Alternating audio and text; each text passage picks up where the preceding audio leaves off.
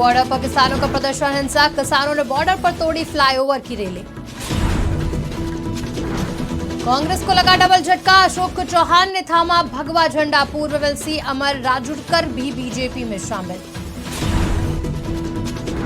प्रधानमंत्री मोदी का यूएई पहुंचने पर भव्य स्वागत, राष्ट्रपति शेख मोहम्मद बिन जायद को लगाया गले। सपा महासचिव साहिब मौर्य ने दिया इस्तीफा, भेदभाव का हवाला देकर सपा के राष्ट्रीय महासचिव पद से इस्तीफा। अशोक चौहान के इस्तीफे के बाद कांग्रेस नेताओं की मीटिंग, महाराष्ट्र कांग्रेस प्रभारी ने राज्यसभा का चुनाव लड़ने के दिए संकेत। नमस्कार, स्वागत है आपका आज की खबर में। मैं हूं आपके साथ रागिनी सिंह राठौर। रुक करते हैं दिन भर की बड़ी खबरों का। प्रधानमंत्री नरेंद्र मोदी 13 फरवरी को 2 दिवसीय यात्रा के लिए रवाना हो चुके हैं। संयुक्त अरब अमीरात वो पहुंच चुके हैं। यूएई पहुंचने पर पीएम मोदी को गार्ड ऑफ ऑनर से सम्मानित किया गया। इस बीच यूएई के राष्ट्रपति शेख मोहम्मद बिन जायद अल नहायान ने पीएम मोदी को गले लगाया। बता दें कि 2014 के बाद से पीएम मोदी की यूएई की 7वीं यात्रा है। संयुक्त अरब अमीरात के राष्ट्रपति शेख मोहम्मद बिन ने और प्रधानमंत्री नरेंद्र मोदी की मौजूदगी में भारत और संयुक्त अरब अमीरात के बीच समझौता एमओयू का आदान प्रदान हुआ। पीएम मोदी और यूएई के राष्ट्रपति ने अबू धाबी में यूपीआई रुपए कार्ड सेवा की शुरुआत की। मैं आपका हृदय से आभार व्यक्त करना चाहूंगा कि आप समय निकाल करके मेरा निमंत्रण स्वीकार करके मेरे होम स्टेट आए।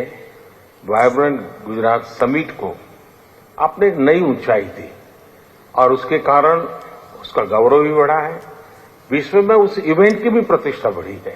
तो आपका आना और आपने वहां जो उद्बोधन किया वो आज भी हमारे देश के लोगों के लिए बड़ा प्रेरक है, उत्साहवर्धक है। मैं इसके लिए भी आपका आभारी हूं। समाजवादी पार्टी के नेता साहिब मौर्य ने सपा से राष्ट्रीय महासचिव के पद से इस्तीफा दे दिया। इसकी जानकारी उन्होंने खुद सोशल मीडिया प्लेटफॉर्म एक्स के जरिए दी। उन्होंने पोस्ट के जरिए सपा मुखिया अखिलेश यादव और पार्टी के आधिकारिक सोशल मीडिया हैंडल को टैग किया। साथ ही साहिब मौर्य ने इस्तीफा देने का कारण बताया। साहिब मौर्य ने अपने पत्र में लिखा कि जब से समाजवादी पार्टी में सम्मिलित हुए हैं, लगातार जनाधार बढ़ाने की कोशिश की। सपा में शामिल होने के दिन ही मैंने नारा दिया था कि 85 तो हमारा है, 15 में भी बंटवारा है। हमारे महापुरुषों ने भी इस तरह की लाइनें खींची थी। भारतीय संविधान निर्माता बाबा साहब अम्बेडकर ने बहुजन हिताय बहुजन सुखाय की बात की तो डॉक्टर राम मनोहर लोहिया ने कहा कि सोशलिस्टों ने बांधी गांठ, पिछड़ों पांव 100 में 60। शहीद जगदेव बाबू कुशवाहा और राम स्वरूप वर्मा ने भी बात कही।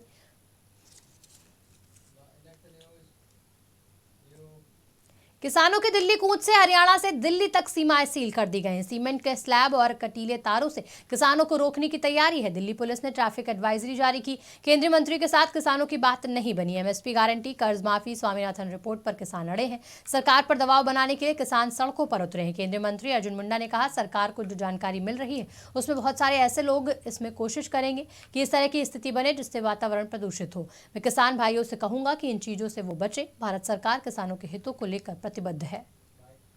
कांग्रेस पार्टी ये घोषणा करती है कि हम देश के किसानों को एमएसपी की लीगल गारंटी दिलाने के फसलों का व्यापक खरीद के साथ हमको एमएसपी खरीदने का किसानों का जो क्रॉप उसकी गारंटी हम देते हैं।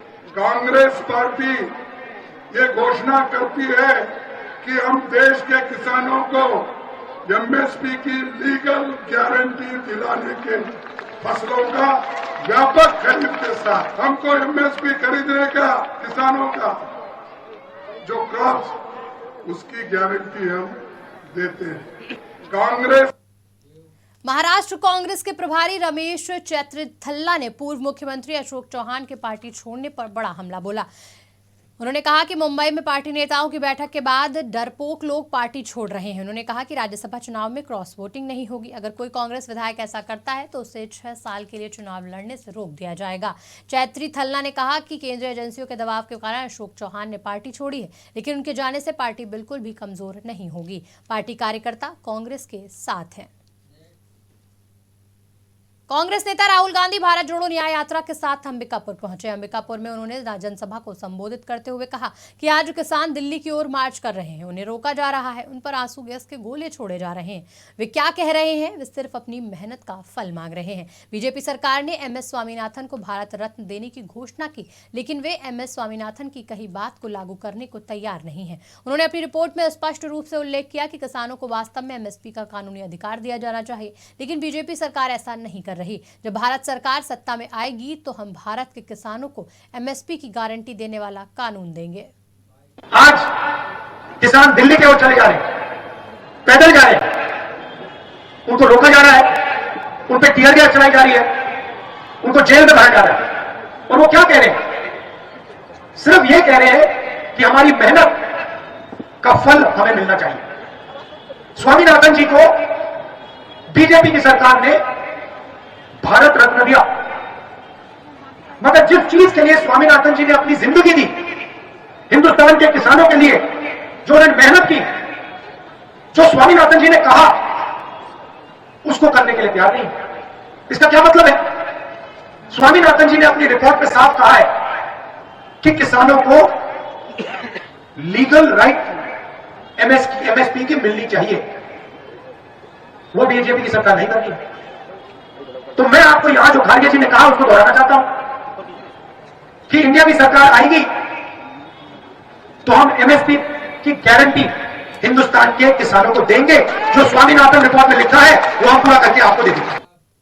फिलहाल बुलेटिन में इतना ही। देश की तमाम खबरों के लिए देखते रहिए आज की खबर।